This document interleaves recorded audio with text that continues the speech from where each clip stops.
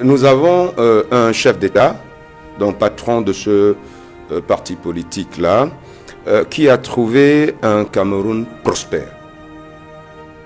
Et il risque de nous laisser un Cameroun, déjà il est pauvre et très endetté, mais un Cameroun de misère. Un Cameroun de conflit. Un Cameroun où le tribalisme n'a jamais été autant à son paroxysme. Je disais sur ce plateau il y a peut-être 2 ans, 3 ans, que nous avons laissé prospérer certaines choses. Et après moi, beaucoup de gens ont repris cela. Je crois que j'ai entendu mon aîné Éric Tindjé qui s'offusquait du fait que quand vous allez dans un ministère, que vous partiez du rez-de-chaussée au 20e étage, on parle la même langue. Que vous fassiez le tour de nos ambassades à travers le monde, qu'on parle la même langue. On a laissé prospérer cela pour laisser croire à certaines personnes que le pays leur appartenait. C'est pourquoi un parti comme le MRC, quand nous sommes partis à plusieurs reprises en meeting dans le sud du pays, pour ne pas citer la région, nous avons été chassés. Avec la bénédiction de certaines hautes autorités de la République, des ministres issus de cette région, sans qu'on ait vu la moindre enquête être diligentée, sans qu'on ait vu une quelconque sanction être prise. Quand vous laissez cela se faire dans un pays qui se veut être une république, vous êtes en train de s'aimer là les germes de la division. On est arrivé à un niveau où des gens érigent même l'ethnie aujourd'hui en programme politique au Cameroun. L'ethnie. C'est-à-dire que pendant que les autres dans le monde sont en train de travailler sur du nucléaire, sur des avions de nouvelle génération, nous au Cameroun, on est en train de passer des tests d'ADN pour savoir si Dachua effectivement est Bafang ou s'il est Tcham. Et s'il est Bafang, de quel village il vient de Bafang.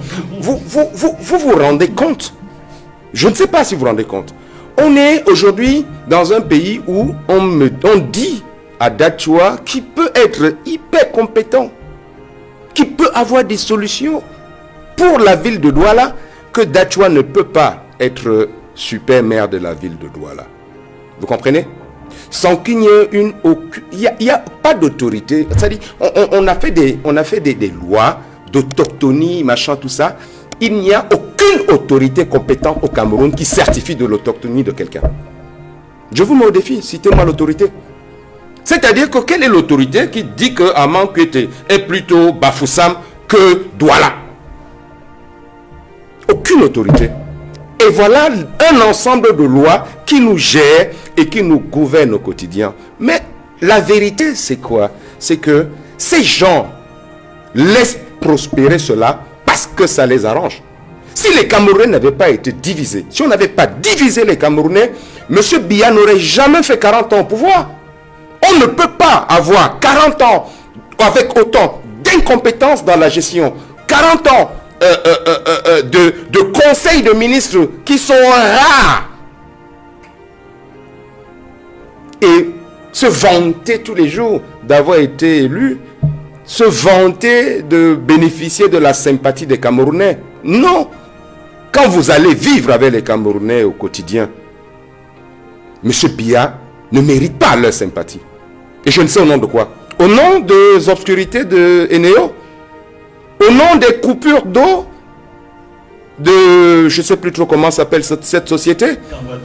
Moi je sors de l'Europe là, moi j'ai atterri jeudi dans la nuit. Nous avons atterri autour de 23h minuit. Tout Yaoundé était dans l'obscurité.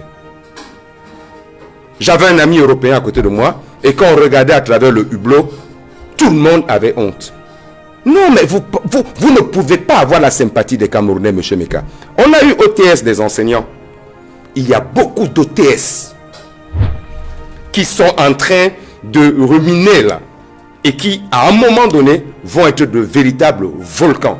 Puisque vous voyez de la manipulation partout, puisque vous pensez que les Camerounais ne sont pas assez responsables pour être conscients des difficultés et la misère dans laquelle ils sont, et que forcément c'est M. Kamto ou bien M. Séverin Tchouke qui est là pour manipuler les Camerounais, vous vous trompez.